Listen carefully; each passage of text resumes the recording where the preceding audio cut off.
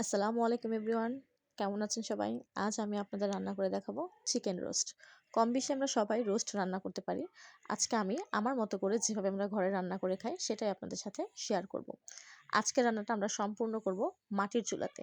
প্রথমে আমি চিকেনগুলোকে লবণ দিয়ে মেখে রেখেছিলাম। আমার শাশুড়ি আমাকে চিকেনগুলো ভেজে দিচ্ছেন, তিনি আমাকে রান্নায় সাহায্য করছিলেন। আর এদিকে আমার ননদ বাদামগুলো বেটে রাখছিল।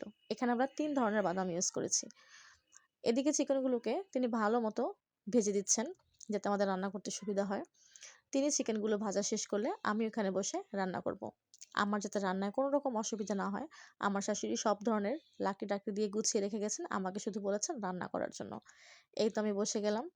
এখন আমি এখানে পেঁয়াজগুলো দিয়ে পেঁয়াজগুলোকে ভেজে নেব। পেঁয়াজগুলোকে ভালো মতো ভেজে বেরেস্তা করে কিছুটা বেরেস্তা আমি তুলে রাখবো এবং বাকি বেরেস্তাগুলো দিয়ে আমি রান্না করে ফেলবো। যারা এখন আমার চ্যানেলটিকে সাবস্ক্রাইব করেননি, প্লিজ আমার চ্যানেলটিকে সাবস্ক্রাইব করবেন এবং লাইক কমেন্ট করে আপনাদের মতামত জানাবেন। এখন আমি এখানে বসে ভালো মতো রান্না করে নিচ্ছি। আমি আসলে বুঝতে পারছিলাম না যে লাকড়ির চুলায় কীভাবে আমি আঁচ কমাবো বা বাড়াবো।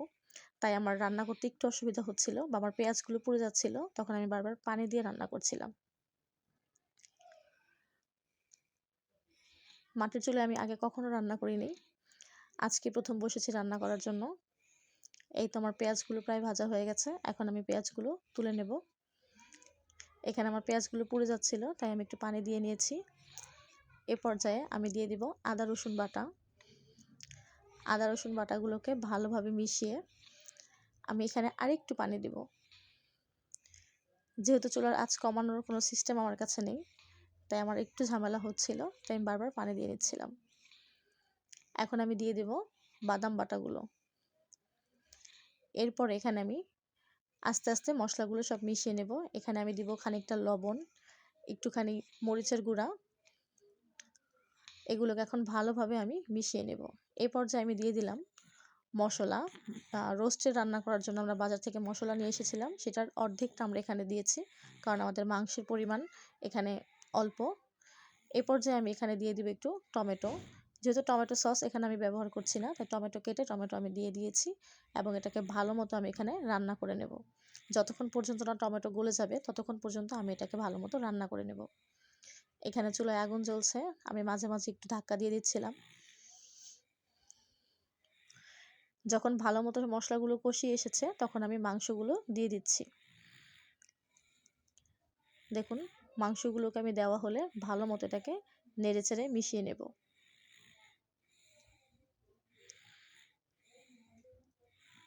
ভালো মতো মেশানো হলে এতে আমি দিয়ে দিব খানিকটা দুধ। টক দিয়ে আমি ব্যবহার না করে সরাসরি আমি দুধ দিয়ে দিচ্ছি।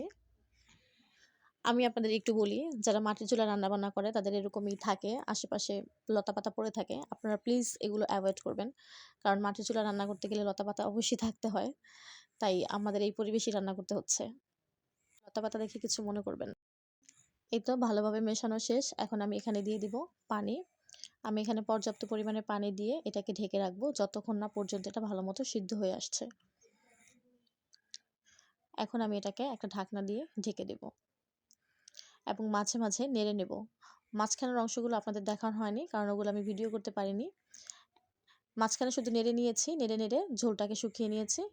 এই তো মাংসটা রান্না হয়ে গিয়েছে। এখন আমরা একটা পাত্রের মধ্যে ঢেলে নিচ্ছি। এই দেখুন, এখন আমি পোলাওয়ের সাথে এটা খেতে বসেছি।